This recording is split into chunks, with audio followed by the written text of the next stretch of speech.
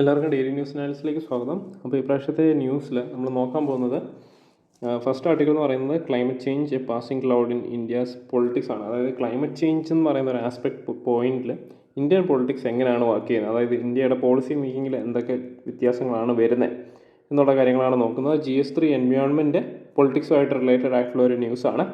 Next എന്ന് പറയുന്നത് spotlighting pre eclampsia ensuring safe motherhood. Eclampsia എന്ന് പറയുമ്പോൾ ഈ ബ്ലഡ് പ്രഷർ കൂടുതലാകുമ്പോഴേക്കുള്ള ഒരു ഫിനോമിനയാണ്. ഇത് GS2 സോഷ്യൽ ജസ്റ്റിസ്, ഒരു വുമൺ എംപവർമെൻറ്റ്, ആ ഒരു ടോപ്പിക്കൊക്കെ റിലേറ്റഡ് ആയിട്ട് നമുക്ക് പറയാൻ പറ്റുന്ന ഒരു എഡിറ്റോറിയലാണിത്.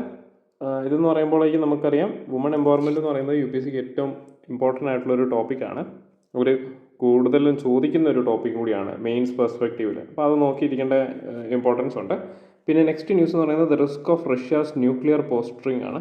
അപ്പോൾ ഇതെന്ന് വെച്ചാൽ നമുക്ക് ന്യൂക്ലിയർ പ്രോലിഫറേഷൻ ട്രീറ്റി ഒക്കെയാണ് നമ്മൾ ഇതിനകത്ത് കൂടുതലും നോക്കുന്നത്. ഇത് റഷ്യ യുക്രൈൻ വാറൊക്കെ റിലേറ്റഡ് ആയിട്ടാണെങ്കിൽ നമ്മൾ ന്യൂക്ലിയർ പ്രോലിഫറേഷൻ ട്രീറ്റിയാണ് കൂടുതലും ഇതിനകത്ത് നോക്കുന്നത്. നമ്മളൊരു പ്രിലിംസ് പെർസ്പെക്റ്റീവിൽ ഇത് കൊണ്ടുപോകാനായിട്ടാണ്.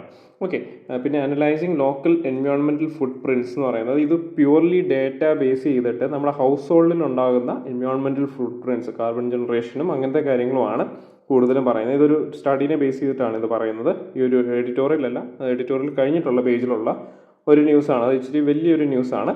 ഇത് GS3 എൻവയോൺമെൻറ്റ് പൊല്യൂഷനായിട്ട് റിലേറ്റഡ് ആയിട്ടുള്ള ഒരു ന്യൂസ് ആർട്ടിക്കിളാണ്.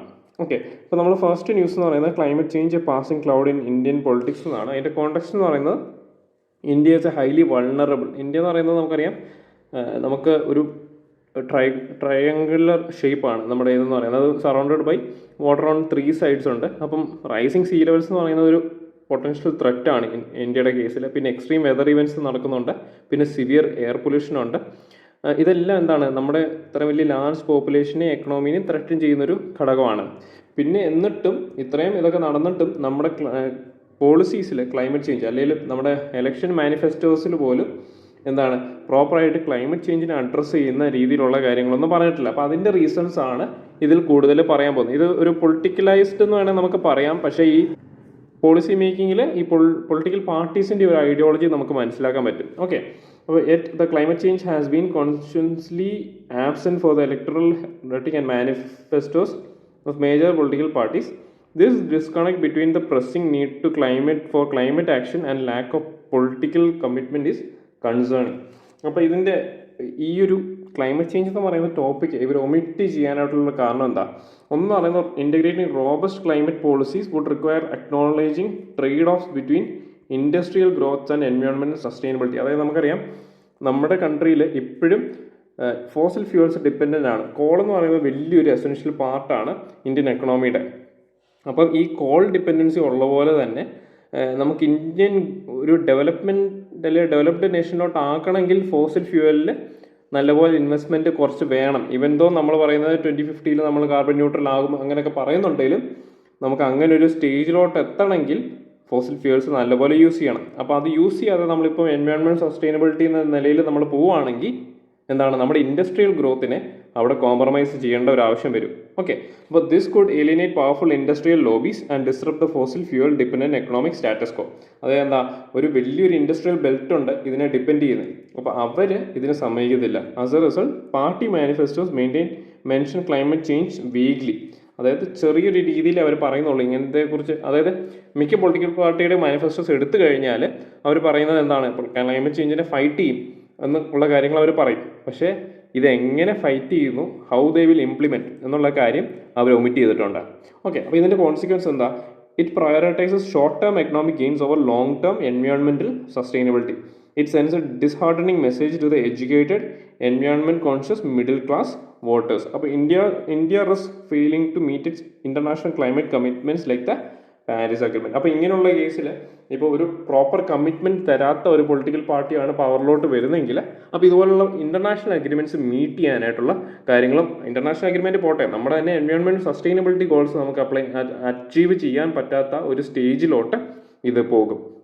ഓക്കെ, അപ്പോൾ ഈ ഒരു കറണ്ട് സിനാരിയോയിൽ എന്താണ് അതിൻ്റെ ഒരു സ്ഥിതി? National action plan on climate change is India's over arching climate policy framework.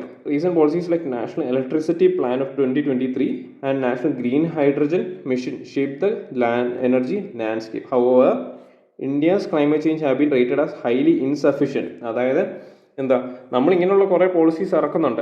അതായത് എന്താണ്, ഗ്രീൻ ഹൈഡ്രജൻ മിഷൻ എന്ന് പറയുന്നത് നമുക്കറിയാം വലിയൊരു പദ്ധതിയായിരുന്നു. റിപ്പബ്ലിക് ഡേ സ്പീച്ചിൽ പ്രൈം മിനിസ്റ്റർ തന്നെ പറഞ്ഞൊരു പോളിസിയാണ്.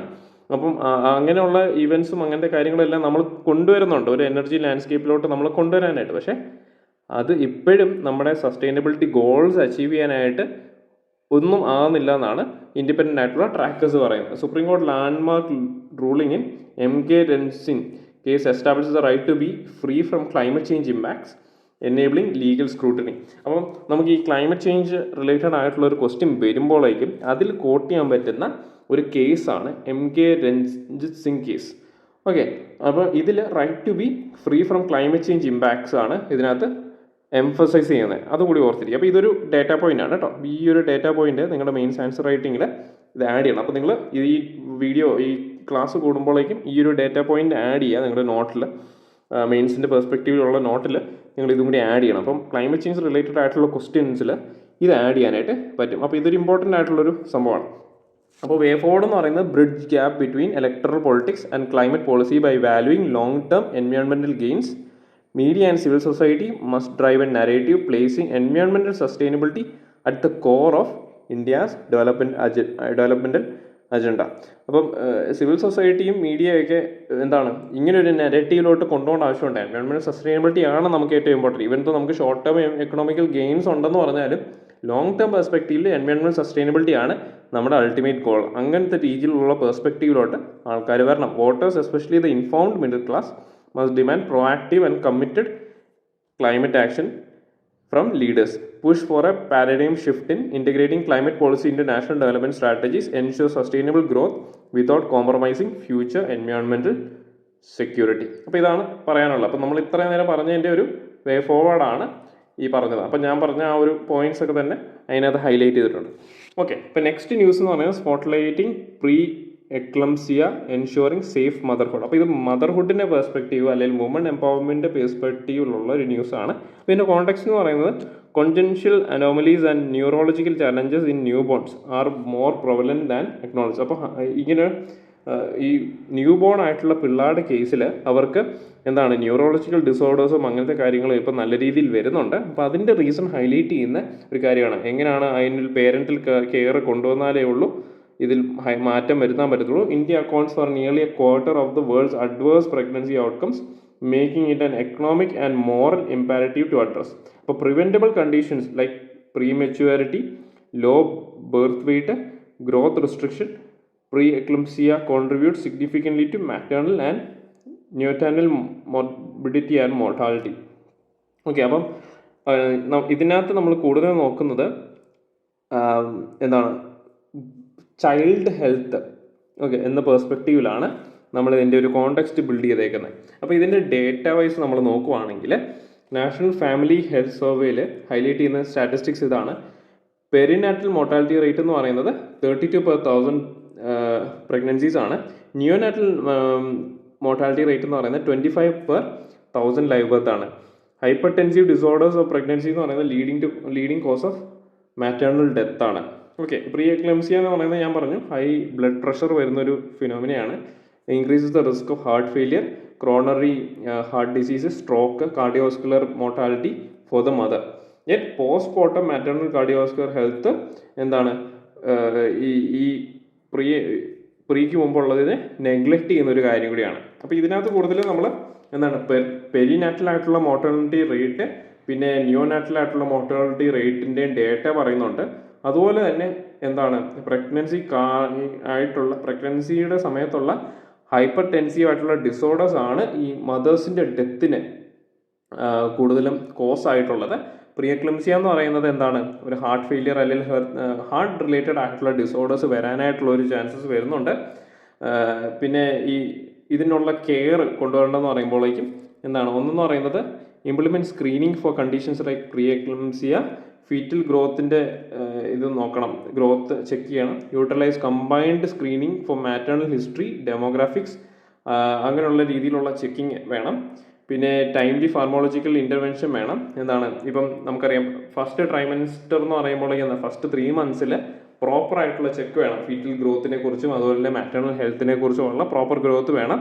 പിന്നെ ഉള്ളത് കണ്ടിന്യൂഡ് സ്ക്രീനിങ് ആണ്. നെക്സ്റ്റ് 2nd and 3rd ട്രൈമസ്റ്ററിൽ എല്ലാ ട്രൈമസ്റ്റേഴ്സിലും പ്രോപ്പറായിട്ടുള്ള സ്ക്രീനിങ്ങും ടെസ്റ്റിങ്ങും കാര്യങ്ങളും വേണമെന്നാണ് പറയുന്നത്. കോമ്പാക്ടിങ് പ്രീ എക്ലിംസിയ എന്ന് പറയുന്ന ഒരു നാഷണൽ ഇനിഷ്യേറ്റീവ് ആയിട്ട് കൊണ്ടുവരണം. അതായത് spreading awareness about pre eclampsia as a serious predictable and preventable hypertensive disorder of pregnancy ആക്കണം.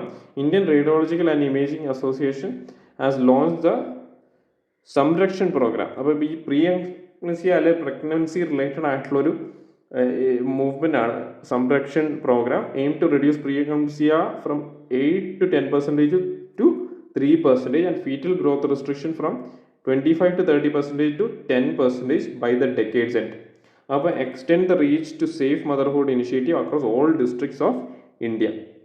അപ്പോൾ ഇതിൽ എന്തൊക്കെയാണ് വേണ്ടത്? കമ്മ്യൂണിറ്റി എൻഗേജ്മെൻറ്റ് വേണം. സസ്റ്റൈൻഡ് ആയിട്ടുള്ളൊരു ലീഡർഷിപ്പാണ് ഇതിനകത്ത് ഏറ്റവും ഇമ്പോർട്ടൻ്റ് ആയിട്ടുള്ള കാര്യം. അപ്പോൾ ഇതിൻ്റെ വേ ഫോർവേഡ് എന്ന് പറയുന്നത് champion the cause of safe motherhood, ensuring every woman has the opportunity to bring forth life with confidence and security. ഇതിൽ പ്രയോറിറ്റൈസ് ചെയ്യേണ്ടത് സേഫ് മദർഹുഡ് ആണ്. Birth and addressing preventable conditions through comprehensive perinatal care. പിന്നെ recognise the collective responsibility across stakeholders. അപ്പോൾ ഞാൻ പറഞ്ഞു community ലീഡർഷിപ്പിനകത്ത് വരണം. അതുപോലെ തന്നെ പ്രോപ്പറായിട്ടുള്ള പൊളിറ്റിക്കൽ ലീഡർഷിപ്പും ഇതിനകത്ത് പോളിസി മേക്കിങ്ങിൽ മുന്നോട്ട് വന്നാലേ ഈ മദർഹുഡിനെ നമുക്ക് ഇതുപോലുള്ള ഹൈപ്പർ ടെൻസീവ് ഡിസോർഡേഴ്സിൽ നിന്ന് നമുക്ക് രക്ഷപ്പെടുത്താനായിട്ട് പറ്റത്തുള്ളൂ. ഓക്കെ, അപ്പം അതാണ് അതിനകത്ത് പറഞ്ഞത്. അതൊരു വെയ്ഗ് ആയിട്ടുള്ള ഒരു ടോപ്പിക്കാണ്. നമുക്കത് വരാൻ ചാൻസസ് കുറവാണ്. എന്നാലും വുമൺ എംപവർമെൻറ്റ് റിലേറ്റഡ് ആയിട്ട് എന്തെങ്കിലും വന്നു കഴിഞ്ഞാൽ you can quote all this. Okay, അങ്ങനെയുള്ള രീതിയിൽ മാത്രം എടുത്താൽ മതി. ഓക്കെ, പിന്നെ നെക്സ്റ്റ് എന്ന് പറയുന്നത് ഒരു IR റിലേറ്റഡ്, റഷ്യ യുക്രൈൻ വാർ റിലേറ്റഡ് ആയിട്ടുള്ളൊരു ന്യൂസാണ്. പക്ഷേ ഇതിൽ ഇപ്പോൾ നമുക്കറിയാം പ്രിലിംസ് അടുക്കാറായി. നമ്മൾ കൂടുതൽ നോക്കാൻ പോകുന്നത് ന്യൂക്ലിയർ പ്രൊലിഫറേഷൻ ട്രീറ്റിനെ കുറിച്ചായിരിക്കും കൂടുതൽ നോക്കുന്നത്. അപ്പോൾ ഇതിൻ്റെ ഒരു കോണ്ടെക്സ്റ്റ് എന്ന് പറയുന്നത് Russia Ukraine war has entered its 2nd year with no end in sight. Russia has escalated its nuclear posturing, announcing drills, stimulating tactical nuclear weapons use and stationing nuclear wars in Belarus. അതായത് ഈ ഒരു വാർ നടക്കുന്ന സമയത്ത് നമുക്കറിയാം വളരെ വലിയ രീതിയിൽ nuclear വെപ്പൺസിൻ്റെ ഒരു കളക്ഷൻ അവർ ഹൈലൈറ്റ് ചെയ്യുന്നുണ്ട്. നമുക്കറിയാം പുടിൻ കുറേ തവണ ഈ ന്യൂക്ലിയർ വാർ ഹെഡ്സ് യൂസ് ചെയ്യുന്നുള്ള കാര്യങ്ങളിൽ രീതിയിൽ ഒരു ത്രെറ്റനിങ് പോലെ പറയുന്നുണ്ട്.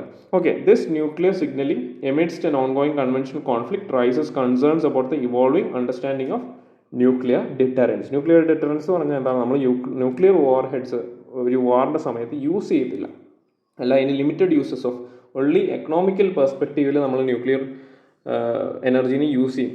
ഓക്കെ, അല്ലാതെ നമ്മൾ ആ ഒരു ഫോർ ഡിസ്ട്രക്ഷൻ എന്ന രീതി നമ്മൾ കൊണ്ടുപോകത്തില്ല. അപ്പോൾ ഈ ന്യൂക്ലിയർ പ്രൊലിഫറേഷൻ ട്രീറ്റി എന്താണെന്ന് നമ്മൾ നോക്കണം. അപ്പോൾ NPT is an international treaty whose objective is to prevent the spread of nuclear weapons and weapons technology. Okay, ഇതെന്ന് പറയുന്നത് എന്താണ്? To foster peaceful uses of nuclear energy and to further the goal of disarmament. അപ്പോൾ ഈ treaty എന്ന് പറയുന്നത് 1968 sign ചെയ്തത്. 1970 ആയപ്പോൾ ഇത് ഇന്ത്യ ഫോഴ്സായി.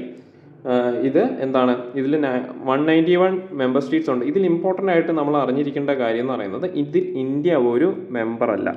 ഓക്കെ, ഇന്ത്യ ഈ ന്യൂക്ലിയർ പ്രൊലിഫറേഷൻ ട്രീറ്റിയിൽ മെമ്പറല്ല. It requires countries to give up any present or future plans to build nuclear weapons in return to access to peaceful use of nuclear energy. അപ്പോൾ it represents only binding commitment ആണ് in a multilateral treaty to the goal of disarmament of nuclear weapon states. അപ്പം നമ്മൾ ഈ nuclear proliferation ട്രീറ്റിയിൽ ഒരുമാതിരി എല്ലാ western കൺട്രീസും sign ചെയ്തിട്ടുണ്ട്. പക്ഷേ ഇപ്പോഴും ഇവരുടെ കയ്യിൽ ന്യൂക്ലിയർ വാർ ഹെഡ്സ് ഉണ്ട്. ഇതിൽ ന്യൂക്ലിയർ ഡിസാർമമെൻറ്റ് നടക്കുന്നില്ല. അപ്പോൾ അങ്ങനെയുള്ള കാര്യങ്ങളുണ്ട്. പക്ഷേ ഇന്ത്യയുടെ കേസിൽ നമുക്കറിയാം ഇന്ത്യ സറൗണ്ടഡ് ബൈ എനിമീസ്. നമ്മുടെ എനിമീസാണ് ഏറ്റവും കൂടുതൽ നമ്മുടെ നെയ്ബേഴ്സ്. അതുകൂടി ഒരു ഫാക്ടറാണ്. അങ്ങനെ ഒരു രാജ്യത്തിന് ന്യൂക്ലിയർ ഡിറ്ററൻസോ അല്ലെങ്കിൽ ന്യൂക്ലിയർ ഡിസാർമമെൻറ്റിലോട്ടോ പോകാനായിട്ട് പറ്റത്തില്ല. അപ്പോൾ അങ്ങനെ ഒരു guard let go of our guard ചെയ്യുന്നത് നമ്മുടെ തന്നെ ഡിസ്ട്രക്ഷനിലോട്ട് നമുക്ക് വരും. അപ്പോൾ അത് കാരണമാണ് നമ്മൾ ഇങ്ങനെ ഒരു ട്രീറ്റി നമ്മൾ സൈൻ ചെയ്യാത്തത്. അപ്പോൾ nuclear weapon States parties under the NPT are defined as those that manufactured and exploded a nuclear weapon or other nuclear explosive devices before 1st January 1967. അപ്പോൾ ഇതിൽ ഇന്ത്യയുടെ സ്റ്റാൻഡ് എന്താണ്? India is the one of the only 5 countries that either did not sign the NPT or signed but withdrew later, thus becoming a part of a list that includes Pakistan, Israel, north Korea and South Sudan. അപ്പം ഇന്ത്യക്ക് പകരമായിട്ട് നമുക്കറിയാം Pakistan sign ചെയ്തിട്ടില്ല. അപ്പം നമുക്ക് obviously നമ്മൾ sign ചെയ്യാതിരിക്കുന്നത് ആണ് ബുദ്ധി. ഓക്കെ, അപ്പം ഇന്ത്യ, പാകിസ്ഥാൻ, ഇസ്രായേൽ, പിന്നെ North Korea and South Sudan ആണ് ഇത് സൈൻ ചെയ്യാത്ത parties. Okay, India always considered NPT as a discriminatory and had refuse to sign it. India has opposed international treaties aimed at non-proliferation since they were selectively applicable to non-nuclear powers and legitimized the monopoly of 5 nuclear weapons powers. അതായത് നമുക്കറിയാം ഈ China, അതുപോലെ തന്നെ Russia, UK,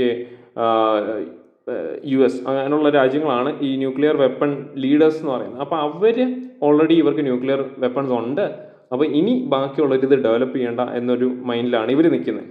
okay, അപ്പോൾ അങ്ങനെയുള്ള ഒരു ട്രീറ്റിയാണ്, അവരെ support ചെയ്യുന്ന രീതിയിലുള്ള ഒരു ട്രീറ്റി ആയതുകൊണ്ടാണ് ഇന്ത്യ അത് സൈൻ ചെയ്യാത്തതിൻ്റെ ഒരു concern.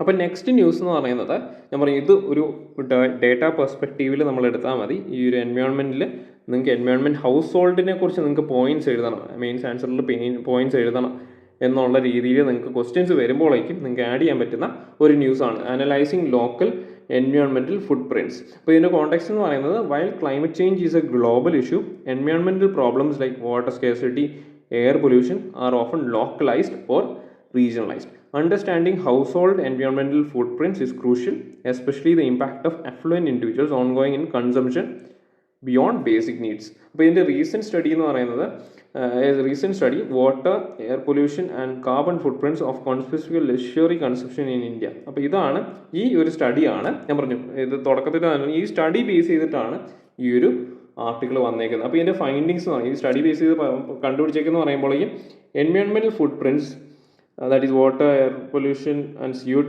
increase as households move from poorer to richer economic class. But richest 10% of the households have footprints approximately double the overall average of all the population. But notable surge in footprints is observed in the 9th and the 10th decile, with the air pollution footprint experiencing the highest increase to 68%.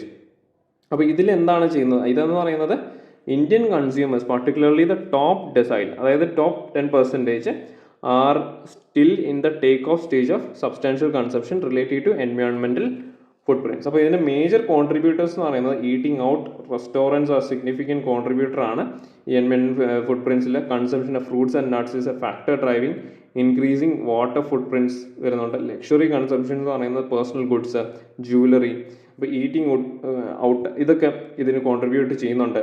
Presence of fuels like firewood in poorer households. Consumption baskets highlights in the contrasting impacts of modern energy transitions.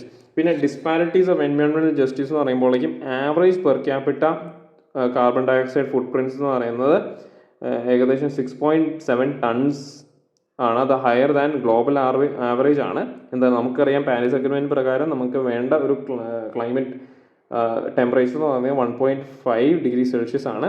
While sustainability efforts നമുക്ക് ഒരു global climate ചേഞ്ചിനുള്ള ഒരു focus ആണെങ്കിലും local and regional environment footprints ഇതിനൊരിക്കലും നമുക്ക് tally ആയി പോകുന്നില്ല. Okay, water scarcity and air pollution എന്ന് പറയുന്നത് മാർജിനലൈസ്ഡ് ഗ്രൂപ്പിനെ ഭയങ്കരമായിട്ട് എഫക്റ്റ് ചെയ്യുന്ന ഒരു കാര്യമാണ്. പക്ഷേ അഫ്ലുവൻ്റ് അല്ലെങ്കിൽ സ്ട്രോങ് ആയിട്ടുള്ള അല്ലെങ്കിൽ റിച്ച് ആയിട്ടുള്ള സെക്ഷൻസ് ഓഫ് ദ സൊസൈറ്റി എന്താണ്, അവർക്ക് പ്രൊട്ടക്റ്റീവ് മെഷേഴ്സ് എടുക്കാനായിട്ട് അല്ലെങ്കിൽ അവർക്ക് കാശ് കൊടുത്ത് വെള്ളം വാങ്ങിക്കാനായിട്ടുള്ളൊരു സാഹചര്യം ഉണ്ട്. ഓക്കെ, അപ്പോൾ ഇതിൻ്റെ വേ ഫോർവേഡ് എന്ന് പറയുന്നത്, policy makers should prioritise efforts to nudge consumption levels of affluent households. അതായത് എന്താ, അഫ്ലുവൻ്റ് ആയിട്ടുള്ള ആൾക്കാർ, ഇപ്പം മിഡിൽ ക്ലാസ് അല്ലെങ്കിൽ ലോവർ മിഡിൽ ക്ലാസ് ഉള്ള ആൾക്കാർ ചിലപ്പോൾ വാട്ടർ സേവിങ്ങും അങ്ങനെയുള്ള രീതിയിൽ അവർ പോകുമായിരിക്കും. പക്ഷേ ഇപ്പോൾ റിച്ചർ ആയിട്ടുള്ള ആൾക്കാർ എന്ത് ചെയ്യും, ഇതിനെ ഡബിളായിട്ട് ഇവർ ചിലപ്പോൾ കൺസംഷൻ കൂട്ടും. അപ്പോൾ അവർക്ക് വെള്ളമില്ല എന്ന് പറയുമ്പോഴേക്കും അവർ എവിടെന്നെങ്കിലും വെള്ളം വാങ്ങിച്ചിട്ട് അവരുടെ നീഡ് മീറ്റ് ചെയ്യും. അപ്പോൾ given the influence of elite lifestyles on broader societal aspiration, ഈ രീതിയിലുള്ള ലക്ഷറിയൽ കൺസപ്ഷനെ അഡ്രസ്സ് ചെയ്യേണ്ട ഒരു ഇമ്പോർട്ടൻറ്റ് കാര്യമാണ്. Promote awareness and incentives to sustainable consumption patterns among affluent households. Strengthen environmental regulation and policies targeting luxury consumption sectors with high environmental footprints. Ensure equitable access to environmental resources and mitigate the disproportionate impact of marginalized communities. Okay, next എന്ന് പറയുന്നത് നമ്മുടെ prelims PYQ ആണ്. ഈ question ഞാൻ എടുക്കാൻ കാരണം എന്ന് വെച്ചാൽ നമുക്ക് വൈസാഖ് ഫെസ്റ്റിവൽ ബുദ്ധിസം റിലേറ്റഡ് ആയിട്ടുള്ളൊരു ഫെസ്റ്റിവലാണ്. ബുദ്ധയുടെ ബർത്ത്, എൻലൈറ്റ്മെൻറ്റ്, ഡെത്തിനെ കൊമമറേറ്റ് ചെയ്യുന്നൊരു ഫെസ്റ്റിവലാണ്. ഈ ഒരു ടൈം ലൈനിലാണ്, ഇത് മൺഡേ ആണ് വരുന്നത്. അപ്പോൾ ആ ഒരു ടൈം ലൈനിൽ വരുന്ന ഒരു ഫെസ്റ്റിവൽ ആയതുകൊണ്ട് ബുദ്ധിസം റിലേറ്റഡ് ആയിട്ടുള്ള ഒരു PYQ ആണ് ഞാൻ എടുത്തേക്കുന്നത്. അപ്പോൾ ഇത് നിങ്ങൾ സോൾവ് ചെയ്തിട്ട് കമൻറ്റ് ചെയ്യുക. അപ്പോൾ ഇതിൻ്റെ ക്വസ്റ്റ്യൻ ഇങ്ങനെയാണ്: with reference to cultural history of India, which one of the following is a correct description of the term paramitas? Okay, the earliest Dharmashastra texts written in the Sutra style, aphoristic philosophical schools that did not accept the authority of Vedas, perfections whose attainment led to the Bodhisattva path, powerful merchant guilds of early medieval South India. ഇതിൽ ഏതാണ് correct description of പരമിതാസ് എന്നാണ് ചോദ്യം വന്നേക്കുന്നത്. Okay, അപ്പം ഇതിന് answer നിങ്ങൾ comment ചെയ്യുക. അപ്പോൾ അതിൻ്റെ ആൻസർ ഞാൻ അതിനകത്ത് തന്നെ റിപ്ലൈ തരുന്നതായിരിക്കും. അപ്പം ഞാൻ ഈ ക്വസ്റ്റ്യൻ ഇടാൻ കാരണം എന്ന് വെച്ചാൽ ബുദ്ധിസം ആൻഡ് ജെയിനിസം വളരെ ഇമ്പോർട്ടൻ്റ് ആയിട്ടുള്ളൊരു ടോപ്പിക്കാണ്. നമുക്ക് ഒരുമാതിരി കൺസിസ്റ്റൻ്റ് ആയിട്ട് എല്ലാ വർഷവും ബുദ്ധിസവും ജെയിനിസവും റിലേറ്റഡ് ആയിട്ട് ക്വസ്റ്റ്യൻസ് വന്നിട്ടുണ്ട്. ഓക്കെ, അപ്പം അത് കാരണമാണ് ഈ ഒരു ക്വസ്റ്റ്യൻ ഞാൻ ഹൈലൈറ്റ് ചെയ്ത് എടുത്തത്. പിന്നെ കറണ്ട് അഫയേഴ്സിൽ ബുദ്ധിസം റിലേറ്റഡ് ആയിട്ടൊരു ഫെസ്റ്റിവലും കൂടി പറഞ്ഞിട്ടുണ്ടായിരുന്നു. അപ്പോൾ വൈസാഖ് ഫെസ്റ്റിവൽ എന്ന് പറയുന്നത് ബുദ്ധിസം റിലേറ്റഡ് ആയിട്ടുള്ളൊരു ഫെസ്റ്റിവൽ ആണെന്നും കൂടി ഓർത്തിരിക്കുക കേട്ടോ. അപ്പം ഈ പ്രാവശ്യത്തെ DNA എല്ലാവർക്കും മനസ്സിലായെന്ന് വിചാരിക്കുന്നു. ഇനി അടുത്ത പ്രാവശ്യം കാണാം. നന്ദി, നമസ്കാരം.